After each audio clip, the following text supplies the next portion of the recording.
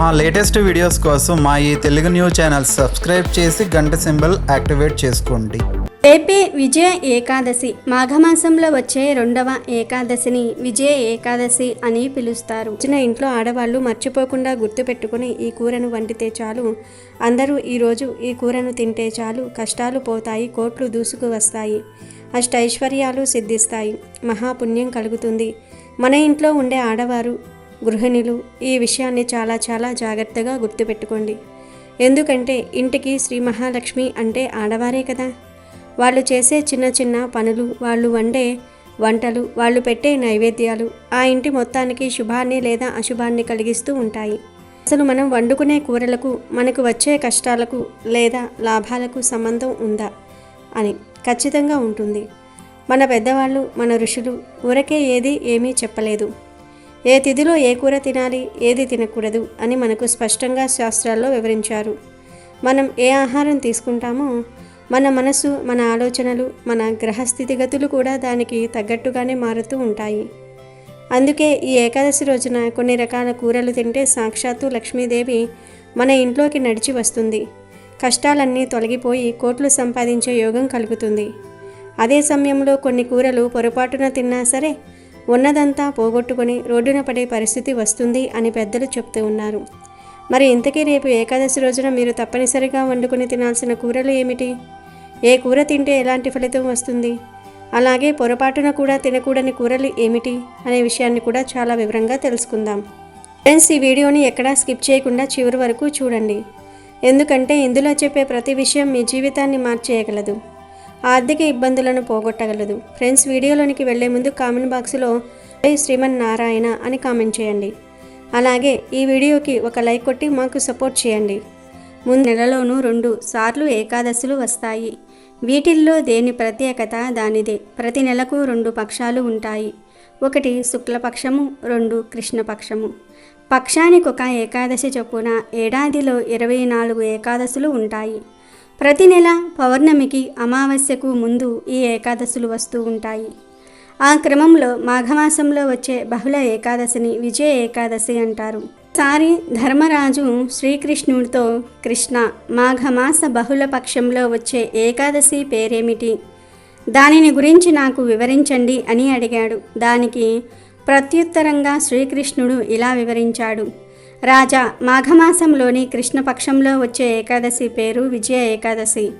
విజయ ఏకాదశి అని తెలియబడే ఈ ఏకాదశిని గురించి నీకు ఆనందంగా వివరిస్తాను. ఈ ఏకాదశి వ్రతాన్ని పాటించటం ద్వారా అన్ని పాపాలు ఒకేసారి నశించిపోతాయి. ఈ ఏకాదశి గురించి ఒక్కసారి బ్రహ్మదేవుడు నారదుడికి చెప్పాడు అని ఇలా వివరించసాగాడు. ఒకసారి నారదుడు బ్రహ్మదేవుణ్ణి సమీపించి, ఓ దేవతా శ్రేష్ఠుడా, మాఘమాసం కృష్ణపక్షంలో వచ్చే విజయ ఏకాదశిని పాటించేవాడు సాధించే ఫలాన్ని నాకు వివరించండి అని వినమ్రంగా అడిగాడు. అది విన్న బ్రహ్మదేవుడు నారదునితో, పుత్ర, ఈ పురాతన వృత్తాంతం అత్యంత పవిత్రమైనది, సకల పాపాలను నశింపచేసేది. పేరుకు తగినట్లుగా ఇది నిజానికి గొప్ప ఫలితాలను ఇస్తుంది. ఈ విజయ ఏకాదశి మనిషికి నిస్సందేహంగా విజయాన్ని చేకూరుస్తుంది. పూర్వం తండ్రి ఆజ్ఞను నెరవేర్చడానికి శ్రీరామచంద్రుడు తన భార్య సీతతో, సోదరుడు లక్ష్మణునితో 14 ఏండ్లు వనవాసానికి వెళ్ళినప్పుడు గోదావరి తీరంలోని పంచవంటి అనే రమ్యమైన అరణ్య ప్రాంతంలో కొంతకాలం నివసించాడు. వారు ఆ వనంలో ఉన్నప్పుడే దానవరాజైన రావణుడు సీతాదేవిని అపహరించాడు. సీతా వియోగంతో శ్రీరాముడు దుఃఖ సముద్రంలో మునిగిపోయాడు. సీత అన్వేషణలో శ్రీరాముడు అడవిలో తిరుగుతూ మరణింపనున్న పక్షిరాజు జటాయువును కలిశాడు. సీతను గురించి సమస్తం శ్రీరామునికి తెలియజేసిన జటాయువు ఈ జగత్తును వీడి వైకుంఠానికి వెళ్ళాడు. తరువాత శ్రీరాముడు సుగ్రీవునితో స్నేహం చేశాడు. అప్పుడు రామచంద్రుని కార్యార్థమై పెద్ద వానర సైన్యాన్ని ఏర్పాటు చేయబడింది. ఇంతలో కపిరాజుకు హనుమంతుడు లంకలోని అశోకవనానికి వెళ్ళి సీతను చూసి రాముని అంగుళీకాన్ని ఆమెకు సమర్పించే మహత్కార్యాన్ని పూర్తి చేశాడు. తదనంతరం హనుమంతుడు రామచంద్రుని దగ్గరకు తిరిగి వచ్చి సమస్తాన్ని అతనికి వివరించాడు. హనుమంతుని మాటలను వినిన తర్వాత శ్రీరాముడు తన మిత్రుడైన సుగ్రీవుడితో సంప్రదించి లంకపై దండెత్తడానికి నిశ్చయించాడు. అప్పుడు శ్రీరాముడు పెద్ద వానర సేనతో సముద్ర తీరానికి అరుదించి లక్ష్మణుడితో సౌమిత్రి, తిమింగలాలు, ముసళ్ళు వంటి భయంకరమైన జలచరాలతో నిండినటి ఈ అగాధమైన సముద్రాన్ని మనం ఎలా దాటగలం అని అన్నాడు. రాముని మాటలకు ప్రత్యుత్తరంగా లక్ష్మణుడు, ఓ ఆదిపురుష, నీవు దేవదేవుడవు. ఈ ద్వీపంలో ఐకద్యాలుడు అనే ఒక ముని ఉన్నాడు. ఆయన ఆశ్రమం ఇక్కడకు 4 మైళ్ళ దూరంలో ఉంది. ఓ రఘునందన, ఆ మునికి బ్రహ్మ దర్శనం కలిగింది. ఈ సముద్రాన్ని దాటే ఉపాయాన్ని మనం ఆయన నుండే అడుగుదాం అని అన్నాడు. లక్ష్మణునిచే ఈ విధంగా సలహా పొందిన శ్రీరాముడు ఐకదాల్యుని ఆశ్రమానికి వెళ్ళి ఆ మునికి వందనం చేశాడు. వచ్చిన వ్యక్తి శ్రీరామచంద్రుడని, రావణ సంహారం వంటి ప్రత్యేక కార్యార్థమై ఇప్పుడు అవతరించాడని సర్వజ్ఞుడైన ఆ ముని వెంటనే తెలుసుకోగలిగాడు. వెంటనే ఆ ముని శ్రీరాముడు వచ్చిన కార్యం గురించి ప్రశ్నించాడు. అప్పుడు శ్రీరాముడు ఆ మునితో, ఓ బ్రాహ్మణోత్తమ, దానవులతో పోరాడి లంకను జయించడానికి నేను వానరసేనతో ఈ సాగర తీరానికి మీ కృప కోసం వచ్చాను. ఓ మునివర్య, దయతో ఈ దుస్తరమైన సాగరాన్ని నేను సులభంగా దాటగలిగే ఉపాయాన్ని చెప్పండి అని అడిగాడు. దానికి ప్రత్యుత్తరంగా ముని శ్రీరామునితో, శ్రీరామ, యుద్ధాన్ని జయించి నీవు ఈ జగత్తులో అసాధారణ యశస్సును, సంపదను పొందగలిగే ఒక మహత్తర వ్రతాన్ని నీకు చెప్తాను. కానీ ఈ వ్రతాన్ని నీవు అనన్య చిత్తంతో పాటించాలి. రామచంద్ర, మాఘమాసంలో కృష్ణపక్షంలో వచ్చే ఏకాదశి విజయ ఏకాదశిగా ప్రసిద్ధి చెందింది. ఈ ఏకాదశి వ్రత పాలనచే నీవు నీ వానర సేనతో పాటు ఈ సముద్రాన్ని దాటగలవు. ఈ ఏకాదశి వ్రత విధానాన్ని సావధానంగా విను. ఏకాదశి ముందు రోజు బంగారు, వెండి, రాగి లేదా మట్టి కుండలలో నీరు నింపి దానిని మామిడాకులతో అలంకరించాలి.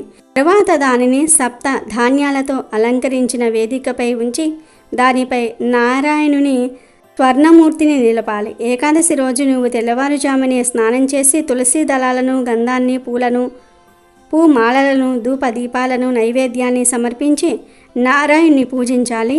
ఆ రాత్రి జాగరణ కూడా చేయాలి. మర్నాడు ఆ పాత్రను నదీ తీరం, కొలను లేదా సరస్సు ఒడ్డున ఉంచి సూర్యోదయం తర్వాత దానిని యథావిధిగా పూజించాలి. ఆ తర్వాత నారాయణమూర్తితో పాటు ఆ పాత్రను బ్రహ్మచర్య వ్రతాన్ని పాటిస్తున్న బ్రాహ్మణుడికి దానం చేయాలి. ఈ విధంగా చేస్తే నీవు నిశ్చయంగా నీ శత్రువులను ఓడిస్తావు అని అన్నాడు. ముని ఆదేశానుసారము శ్రీరామచంద్రుడు ఈ ఏకాదశి వ్రతాన్ని పాటించి సముద్రం మీద వారధిని కట్టాడు. తర్వాత రావణుడితో యుద్ధం చేసి విజయాన్ని సాధించాడు. ఈ ఏకాదశి వ్రతాన్ని యథావిధిగా పాటించే వ్యక్తి ఖచ్చితంగా ఇహపరాలలో విజయాన్ని సాధిస్తాడు అని నారదునితో బ్రహ్మదేవుడు చెప్పి, పుత్ర, కనుక ప్రతి మానవుడు ఈ విజయ ఏకాదశి వ్రతాన్ని తప్పకుండా పాటించాలి. ఈ విజయ ఏకాదశి మహిమ మనిషి యొక్క సమస్త పాపాలను నశింపచేస్తుంది అని చెప్పాడు అని కృష్ణుడు ధర్మరాజుతో చెప్పాడు. ఈ ఏకాదశి మహత్యాన్ని చదివేవాడు, వినేవాడు వాజపేయ యజ్ఞ ఫలాన్ని పొందుతాడు. ఈ ఏకాదశి రోజున చేసే విష్ణు పూజలకు 1,000,000 జన్మల పుణ్య ఫలితాన్ని పొందవచ్చు. కాబట్టి ఈ ఏకాదశి నాడు తప్పకుండా విష్ణుమూర్తిని కానీ, వెంకటేశ్వర స్వామిని కానీ పూజించండి. ఈరోజు పూజ చేసే ఆడవారు తలస్నానం చేసి ఇల్లంతా పసుపు నీళ్లు చల్లుకుని ఇంట్లో స్వామివారికి పూజ చేయాలి. స్వామివారికి అత్యంత ప్రీతికరమైన వాటిల్లో తులసి దళాలు ఒకటి. కాబట్టి మీ పూజ గదిలో ఉన్న స్వామివారి పటం ముందు కొన్ని తులసి దళాలను పెట్టి స్వామివారికి దీపారాధన చేయండి. ఈ రోజున నువ్వుల నూనెతోనే దీపారాధన చేయాలి. ముఖ్యంగా స్వామివారి పూజలో ఒక పిండి దీపాన్ని వెలిగిస్తే ఇంకా మంచిది. అప్పుల సమస్యలతో బాధపడేవారు ఈరోజు 11 యాలకులను ఒక దారానికి గుచ్చి ఒక యాలకుల మాలను తయారు చేసి ఆ యాలకుల మాలను స్వామివారి పటానికి వేయండి. ఈ రోజున స్వామివారికి యాలకుల మాలను సమర్పిస్తే అప్పుల సమస్యలన్నీ కూడా తొలగిపోతాయి. ఇక స్వామివారికి నైవేద్యంగా ఒక బెల్లం ముక్కను నివేదించండి. ఇంకా ఏకాదశి స్వామివారిని పూజించేటప్పుడు ఓం గోవిందాయ నమః అనే మంత్రాన్ని చదువుతూ పూజ చేయండి. చివరిగా స్వామివారికి హారతి ఇచ్చి నమస్కారం చేసుకోండి. ఈ పవిత్రమైన ఏకాదశి నాడు ఒక చిన్న దానం చేసిన జన్మ జన్మల పుణ్యం కలుగుతుంది. కనుక ఈ పవిత్ర ఏకాదశి రోజున బియ్యం, గోధుమలు అలాగే బెల్లం దానం చేస్తే మీ ఇంట్లో ధనధాన్యాలకు లోటు ఉండదని, సుఖ సంతోషాలకు లోటు ఉండదని పెద్దలు చెప్తూ ఉన్నారు. అలాగే ఈ ఏకాదశి నాడు విష్ణుమూర్తి ఆలయాన్ని దర్శిస్తే 1,000,000 రెట్ల పుణ్యం లభిస్తుందని బ్రహ్మదేవుడు నారద మహర్షికి తెలిపాడు. కనుక తప్పనిసరిగా ఈరోజు దగ్గరలో ఉన్న విష్ణు ఆలయానికి వెళ్ళండి. ఈ ఏకాదశి రోజున స్త్రీలు కంటతడి పెట్టకూడదు. స్త్రీలు కంటతడి పెట్టిన ఇంట్లో లక్ష్మీదేవి అస్సలు ఉండదు.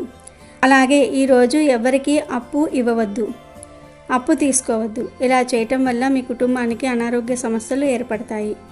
కనుక ఈ తప్పు పనులు చేయకుండా జాగ్రత్తగా ఉండండి. అలాగే ఈ రోజున చేసే గోసేవకు జన్మజన్మల అదృష్టం కలుగుతుంది. కాబట్టి ఈరోజు మీ దగ్గరలో ఉన్న గోశాలకు వెళ్ళి గోమాతకు పచ్చిగడ్డిని ఆహారంగా తినిపించండి. అలాగే అరటి పండ్లను కూడా తినిపించండి. ఇలా ఏకాదశి రోజున గోమాతకు ఆహారం తినిపిస్తే మీ కుటుంబం మొత్తానికి సకల ఐశ్వర్యాలు వరిస్తాయి. ఏకాదశి రోజున పసుపు రంగు వస్త్రాలను వేసుకుంటే జాతక దోషాలన్నీ కూడా తొలగిపోతాయి. అంతేకాదు ఈ ఏకాదశి రోజున తులసి దళాలను కొయ్యకూడదు. కాబట్టి పూజలో ఉపయోగించే తులసి దళాలను ఒకరోజు ముందుగానే సిద్ధం చేసుకోండి. ఏకాదశి రోజున తలకు నూనె రాయకూడదు. ఏకాదశి రోజున తలకు నూనె పెట్టుకుంటే ఆయుష్ తగ్గిపోతుందని అంటూ ఉంటారు. మీ ఇంట్లో ఆదాయానికి మించిన ఖర్చులు ఉంటే ఈ ఏకాదశి రోజున మీ ఇంటి గుమ్మానికి నిమ్మకాయలు కట్టుకోండి. అలా కట్టడం వలన మీ ఇంటికి ఉన్న డబ్బు సమస్యలు తొలగిపోతాయి. ఈ ఏకాదశి రోజున ఒక పసుపు వస్త్రం తీసుకొని అందులో 7 లవంగాలు వేసి వాటిని మూట కట్టి దాన్ని మీ బీరువాలో పెట్టుకోండి. ఏకాదశి రోజున ఇలా చేస్తే మీ ఇంట్లోకి విపరీతంగా డబ్బు వస్తుంది. అదేవిధంగా ఈ ఏకాదశి రోజు 11 సార్లు శ్రీరామ రామ రామేతి రమే రామే మనోరమే సహస్రనామ తత్తుల్యం రామనామ వరాననే అనే ఈ మంత్రాన్ని పఠిస్తే చాలా మంచిది. విష్ణుమూర్తి అనుగ్రహం కలుగుతుంది. మీకు అన్ని శుభాలే జరుగుతాయి. ఇక ఈ ఏకాదశి రోజున ఆడవారు ప్రత్యేకమైన కూరను వండితే కోటి జన్మల పుణ్యంతో అష్ట ఐశ్వర్యాలు సిద్ధిస్తాయని శాస్త్రాలు చెప్తూ ఉన్నాయి. ముందుగా ఈ ఏకాదశి రోజున ఆడవారు ఖచ్చితంగా గుర్తుపెట్టుకొని వండాల్సిన అతి ముఖ్యమైన కూర బెండకాయ. ఈరోజు ఖచ్చితంగా బెండకాయ తినాలి. ఈరోజు బెండకాయ తింటే మీ ఆర్థిక సమస్యలన్నీ తొలగిపోతాయి. బెండకాయలో ఉండే జిగురు తత్వం ఎలాగైతే జారిపోతుందో అలాగే మన జీవితంలో ఉన్న కష్టాలు అప్పుల బాధలు కూడా జారిపోతాయి. ముఖ్యంగా ఎంత సంపాదించినా చేతిలో డబ్బు నిలవటం లేదు అనుకునేవారు, అప్పుల బాధలు ఎక్కువగా ఉన్నాయి అని అనుకునేవారు ఈరోజు బెండకాయను పులుసులోనో ఫ్రైలోనో లేదా పప్పుచారులో వేసుకొని కానీ వండుకొని తినండి. దీనివల్ల మీ జాతకంలో ధనస్థానం బలపడి లక్ష్మీదేవి అనుగ్రహం కలుగుతుంది. రావాల్సిన బాకీలు వసూలవుతూ ఉంటాయి. కాబట్టి రేపు మార్కెట్కి వెళ్ళినప్పుడు మర్చిపోకుండా లేత బెండకాయలను తెచ్చుకోండి. వాటిని వండుకొని తినండి. అలాగే ఏకాదశి రోజు తప్పకుండా తినాల్సిన మరొక ముఖ్యమైన పదార్థం ఉలవలు. ఉలవ చారు, ఉలవ పప్పు లేదా ఉలవలతో చేసిన వంటకాలు ఈ ఏకాదశి రోజున తినటం వలన దోషాలు పోతాయి. ఈ ఏకాదశి నాడు ఉలవలను ఆహారంగా తీసుకుంటే సమస్త గ్రహదోషాలు తొలగిపోతాయి. గ్రహాలు శాంతిస్తాయి. మీకు రావాల్సిన గండాలు పక్కకు తప్పుకుంటాయి. ఈ మధ్యకాలంలో ఆరోగ్యం బాగుండటం లేదు అనుకునేవారు ఉలవలను తినటం వలన రోగనిరోధక శక్తి కూడా పెరుగుతుంది. ఉలలకు ఉలవలు పెడితే చదువులో ఏకాగ్రత పెరుగుతుంది. భయాలు పోతాయి. కాబట్టి ఈరోజు కనీసం ఉలవ చారు అయినా పెట్టుకుని అన్నంలో కలుపుకొని తినండి. మీ కష్టాలన్నీ తీరిపోతాయి. ఇక తర్వాత చెప్పుకోవలసిన అద్భుతమైన కూర మునగాకు కూర. మునగ చెట్టు సాక్షాత్తు దైవ స్వరూపం. ఈ ఏకాదశి రోజున మునగాకు కూర తింటే విపరీతమైన ధనలాభం కలుగుతుంది. మునగాకు మన జాతకంలో శుక్ర దోషాలను పోగొడుతుంది. శుక్రుడు అంటేనే భోగభాగ్యాలకు కారకుడు. ఆర్థిక ఇబ్బందుల్లో ఉన్నవారు, అప్పుల వల్ల గొడవలు ఉన్నవారు ఈరోజు మునగాకును పప్పులో వేసుకుని కానీ పొడి కూరలాగా కానీ చేసుకుని తినండి. దీనివల్ల దరిద్రం వదిలిపోయి అనుకోని మార్గాల్లో డబ్బు చేతికి అందుతుంది. మీ భర్తకు ఈ కూర వండి పెడితే మంచి ఆరోగ్యం లభిస్తుంది. ఉద్యోగంలో, వ్యాపారంలో మంచి అభివృద్ధి కనిపిస్తుంది. అలాగే ఈ ఏకాదశి రోజు సొరకాయ కూర తింటే కష్టాలు పోతాయి. ఇది విష్ణువుకి ప్రీతికరమైనది. ఏకాదశి మంచి రోజుతో కలిసి వచ్చింది కాబట్టి సొరకాయ కూర తినటం వల్ల మన జీవితంలో ఉన్న కష్టాలు మంచులా కరిగిపోతాయి. ఇంట్లో గొడవలు, మనశ్శాంతి లేకపోవటం వంటి సమస్యలు ఉంటే సొరకాయ కూర తినండి. ఇది మనసును ప్రశాంతంగా ఉంచుతుంది, ఆందోళనను తగ్గిస్తుంది. సొరకాయలో నీరు ఉన్నట్లే మన కష్టాలు కూడా నీటిలా కరిగిపోతాయి. ఈరోజు సొరకాయ పులుసు, సొరకాయ హల్వా, సొరకాయ వడియాలు లేదా పాలు పోసి కూర వండుకొని తింటే ఆయురారోగ్యాలతో పాటు మానసిక ప్రశాంతత లభిస్తుంది. బెండకాయ, ఉలవలు, మునగాకు, సొరకాయ ఈ 4 కూరల నుండి ఈరోజు మీరు ఏ కూరను తిన్నా చాలా మంచి ఫలితాలు కలుగుతాయి. కోటి జన్మల పుణ్యంతో అష్టైశ్వర్యాలు సిద్ధిస్తాయి. విష్ణుమూర్తి అనుగ్రహం కలుగుతుంది. శివుడి అనుగ్రహం కలుగుతుంది. ఆర్థిక సమస్యలు పోతాయి, సకల సంపదలు సిద్ధిస్తాయి. కాబట్టి ఈరోజు ఇంట్లో ఆడవాళ్ళు తప్పనిసరిగా ఈ కూరలను వండండి. ఇంటిల్లిపాది అందరూ కూడా ఈరోజు ఈ కూరలతో భోజనం చేయటం వలన శివుడి యొక్క సంపూర్ణ అనుగ్రహంతో మీరు అపర కుబేరులుగా మారే అవకాశం వస్తుంది. మీకు అన్ని శుభాలే జరుగుతాయి. ఈ ఏకాదశి రోజున పొరపాటున కూడా తినకూడని, వండకూడని మహా ప్రమాదకరమైన కూర పొట్లకాయ. ఈ ఒక్కరోజు పొట్లకాయను ఇంటి ఛాయలకు కూడా రానివ్వకండి. పురాణాల ప్రకారం పొట్లకాయను పాము స్వరూపంగా, గోమాంసానికి ప్రత్యామ్నాయంగా భావిస్తారు. పవిత్రమైన ఏకాదశి సోమవారం నాడు పొట్లకాయ తినటం మహాపాపం. ఈరోజు పొట్లకాయ వండితే సాక్షాత్తు గోమాంసం వండినంత పాపం చుట్టుకుంటుంది. చేసిన పూజలన్నీ వృధా అవుతాయి. దరిద్రం పట్టుకుంటుంది. ఉన్న డబ్బు ఆవిరైపోతుంది. అనవసరమైన గొడవలు, కోర్టు కేసులు వచ్చే ప్రమాదం ఉంది. కాబట్టి ఆడవారు ఈ విషయాన్ని గట్టిగా గుర్తుపెట్టుకోండి. ఈరోజు పొట్లకాయను కత్తితో కొయ్యటం కూడా దోషమే. కావాలంటే తర్వాత రోజు వండుకోవచ్చు, కానీ ఈ ఏకాదశి తిథి ఉన్నంత వరకు పొట్లకాయ జోలికి వెళ్ళకండి. అలాగే పొట్లకాయతో పాటు ఈరోజు ఖచ్చితంగా దూరంగా ఉండాల్సిన మరొక విషయం నాన్ వెజ్. ఈ పవిత్రమైన రోజున కోడిగుడ్డు, చికెను, మటను, రొయ్యలు, పీతలు వంటివి అస్సలు తినకూడదు. ఏకాదశి అంటే పవిత్రమైన రోజు, జీవహింస చేసే రోజు కాదు. ఈరోజు నాన్ వెజ్ తింటే ఆ పాపం మీ వంశానికి, మీ పిల్లలకు కూడా చుట్టుకుంటుంది. ఇంట్లో వండటమే కాదు, బయట తినటం కూడా మానేయండి. మసాలా దంచిన కూరలు, ఉల్లి వెల్లుల్లి కూడా తగ్గించడం మంచిది. సాత్విక ఆహారం తీసుకుంటే మనసు నిర్మలంగా ఉండి విజయాలు సిద్ధిస్తాయి. కాబట్టి ఏకాదశి నాడు పొట్లకాయను, మాంసాహారాన్ని పూర్తిగా పక్కన పెట్టి బెండకాయ, సొరకాయ, మునగాకు, ఉలవలు వంటి కూరలతో వంట చేసి దైవానికి నివేదనగా భావించి తినండి. ఆ దేవుడి అనుగ్రహంతో మీ ఇల్లు సిరి సంపదలతో తులతూగుతుంది. కష్టాలన్నీ కూడా తీరిపోతాయి. కనుక అందరూ ఈ ఏకాదశి రోజు ఈ ఆహార నియమాలను పాటించి శుభ ఫలితాలను పొందండి. ప్రత్యేకించి ఏకాదశి రోజు ఉదయం స్నానం చేసుకొని చక్కగా మంచి దుస్తులు ధరించి దగ్గరలో ఉండే వేప చెట్టు దగ్గరకు కానీ, ఉసిరి చెట్టు దగ్గరకు కానీ వెళ్ళండి. వెళ్ళి ముందు ఆ చెట్టుకు చెంబుడు నీళ్లు సమర్పించండి. తర్వాత వీలు కుదిరితే చెట్టు చుట్టూ 11 ప్రదక్షిణలు చేయండి. అలా ప్రదక్షిణలు చేసిన తర్వాత చెట్టును 11 సార్లు తాకండి. అలా తాకేటప్పుడు మాకు ఉన్న కష్టాలన్నీ పోవాలి, మా ఇంటికి లక్ష్మీదేవి నారాయణుడితో సహా వచ్చి తిష్ట వెయ్యాలి, మాకు ధనలాభం కలగాలని కల్పన చెప్పుకోండి. ఆ తర్వాత కాసేపు ఆ చెట్టు కింద కూర్చోండి. 2 నిమిషాలు కూర్చొని చెట్టు నుండి వచ్చే గాలిని పీల్చండి, ప్రకృతిని ఆస్వాదించండి. ఇలా ఎప్పుడో ఒకసారి అయినా సరే ప్రకృతితో సమయం గడిపితే మనసుకు చాలా ప్రశాంతంగా ఉంటుంది. దాని వలన చాలా రకాల రోగాలు పోతాయి. ముఖ్యంగా ఏకాదశి రోజు వేప చెట్టును లేదా ఉసిరి చెట్టును తాకితే లక్ష్మీదేవి అనుగ్రహం, విష్ణుమూర్తి అనుగ్రహం కలుగుతుంది. చాలా మంచి జరుగుతుంది. ఉసిరి చెట్టును శ్రీ మహావిష్ణువు స్వరూపంగా భావిస్తారు. ఉసిరిక లక్ష్మీదేవికి ఎంతో ఇష్టమైనది. ఈ చెట్టును శ్రీ మహావిష్ణువు రూపంలో ఎక్కువగా ఆరాధిస్తూ ఉంటారు. ఉసిరికాయల మీద ఒత్తులు పెట్టి వెలిగించే సాంప్రదాయం కూడా ఉంది. ఉసిరి చెట్టులో ఎన్నో ఔషధ గుణాలు ఉన్నాయి. ఆయుర్వేదంలో వాడే ప్రసిద్ధ ఔషధమైన త్రిఫల చూర్ణంలో ఉసిరి పొడి కూడా ఒక భాగం. ఉసిరి చెట్టును పూజిస్తే సమస్త విష్ణు క్షేత్రములయందు విష్ణు పూజ చేసిన ఫలం లభిస్తుంది. ఉసిరి చెట్టు అంటే విష్ణువు ఒక్కడికే కాదు, శివుడికి కూడా చాలా ఇష్టం. పూర్వం శ్రీ లక్ష్మీదేవి భూమిపైకి వచ్చింది. ఆ సమయంలో శివకేశవులను పూజించాలనుకుంది. ఇద్దరిని ఒకే సమయంలో పూజించాలని అనుకుంది. అప్పుడు ఆమె ఉసిరి చెట్టును ఎంచుకుని ఉసిరి చెట్టును పూజించి శివకేశవుల అనుగ్రహాన్ని పొందిందని పురాణాలు చెప్తూ ఉన్నాయి. శివకేశవులు ఉసిరి చెట్టులో నివసిస్తారని ఈ కథ ద్వారా తెలుస్తుంది. అంతేకాదు ఉసిరి చెట్టు దిగువ భాగంలో బ్రహ్మ కూడా ఉంటాడని విశ్వాసము. ఉసిరి చెట్టు క్రింద పురాణ కాలక్షేపం చేస్తే జన్మ జన్మల పాపాలు పోతాయి. అంతేకాదు వేప చెట్టు కూడా ఎంతో విశేషమైనది. హిందూ ధర్మంలో కొన్ని చెట్లు పూజనీయమైన చెట్లుగా, పవిత్రమైన చెట్లుగాను గుర్తించబడ్డాయి.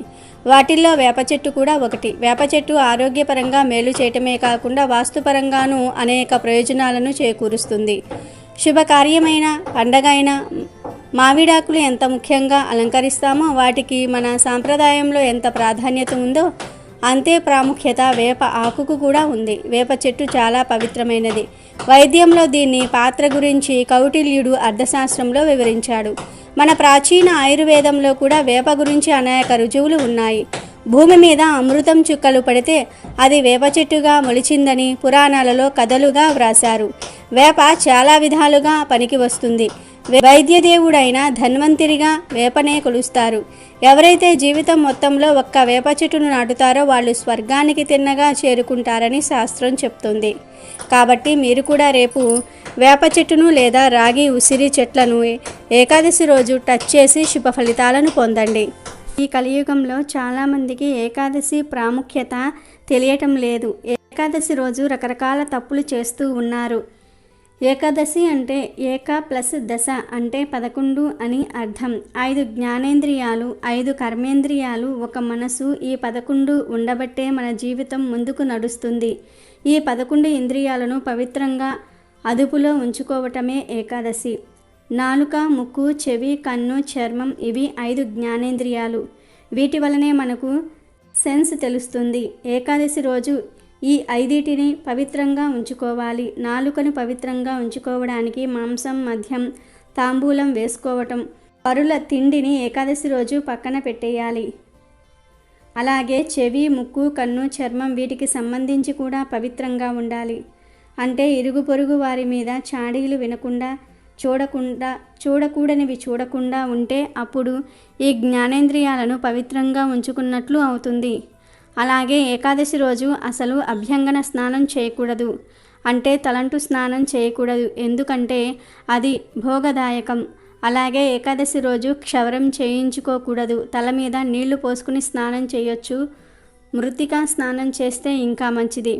మృత్తికా స్నానం అంటే మట్టిని, నువ్వుల పిండిని, ఆవు పేడను ఈ మూడిటిని కలిపి ఒంటికి పట్టించుకొని స్నానం చేస్తే దానిని మృత్తికా స్నానం అంటారు. ఈ 3 పదార్థాలు దివ్యమైన ఔషధ గుణాలను కలిగి ఉంటాయి. ఈ మృత్తికా స్నానం చేసే శరీరానికి చాలా మేలు జరుగుతుంది. వాక్కు, చేతులు, కాలు, మలద్వారం, మూత్రద్వారం ఈ 5 కర్మేంద్రియాలు. ఈ కర్మేంద్రియాలతో కూడా ఎటువంటి తప్పులు చేయకూడదు. అంటే పరులను నిందించకూడదు, బాధ పెట్టకూడదు. పాషాండులతో చర్చలకు, వాదనలకు దిగకండి. అలాగే దశమి రాత్రి నుండి ద్వాదశి రోజు పారణ చేసే వరకు బ్రహ్మచర్యం పాటించాలి. ఇలా ఈ తప్పులు చేయకుండా ఉండగలిగితే గనుక జ్ఞానేంద్రియాలు, కర్మేంద్రియాలు, మనసు ఇవన్నీ పవిత్రంగా ఉంటాయి. ఇది ఏకాదశి చేసే పద్ధతి. దీనితో పాటు ఏకాదశి పూజ చేసుకోవాలి.